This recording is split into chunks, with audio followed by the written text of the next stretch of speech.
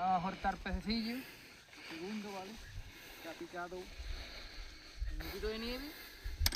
A la banana, a una marca italiana que se llama LV Vice. Y tiene muy buenos cebos.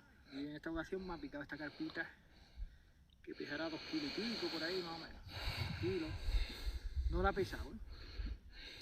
La vamos a devolver a su medio por el agua, ¿vale? Para que siga creciendo y la pueda disfrutar otro cuando la pesque. Venga, guapa. ¡Oh, guapo! De vuelta al agua. Este por ahí. ¡Vamos!